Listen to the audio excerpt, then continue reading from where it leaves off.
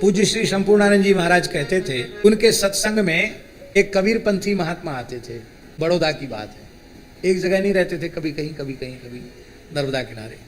तो कबीरपंथी महात्मा आते थे, वे ही उनके गुरु जी के पधारने के बाद वे ही स्थान के महंत हो गए थे। उनके गुरु भाई ने एक मुकदमा कर दिया, नकली वसीयत पेश कर दी कि गुरु जी हमारे नाम लिख के गए थे। तो बेचारा दुखी था, सीधा साधा था। तो स्वामी जी ने कहा, महात्मा ना आज तुम उदास क्यों हो?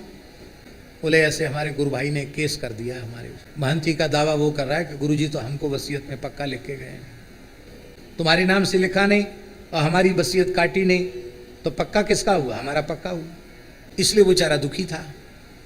तो ये सुन के संपूर्णानंद जी बहुत जोर से हंसे। बोले वाह, ये तो राम जी की बहुत बड़ी कृपा हो गई। अभी कितनी उम्र है तुम्हारी? बोले 40-50 के भीतर है। ज्यादा से ज्यादा जियोगे तो 50 साल और जियोगे, इससे ज्यादा तो नहीं। तो जो 50 साल बाद मरने के बाद छूटना था, राम जी की कितनी कृपा हुई, जीते जी छूट गया।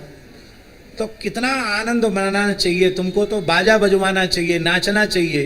क्या अच्छा हुआ, जो 50 वर्ष बाद छूटना था वो 50 साल पहले छूट गया। तो हमें तो समझ में नहीं आ रहा कि आप क्यों दुखी हो रहे हो। तो कोर्ट में जाकर कह दो, पेशी में, कि हमें इनकी वसीयत पर कोई इतराज नहीं है, वो सच्ची वसीयत है, जो जी कह रहे हैं वही ठीक है, और हमको अब महंती नहीं करना है, इनको ही स्थान का मालिक अधिकार इसी को सौंप दिया जाए।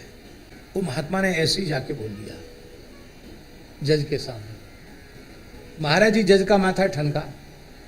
बोले गुरुजी ने तुम्हें तो विधिवत अभिषेक तो तुम्हारा किया, तो ना तुम्हारा किया था।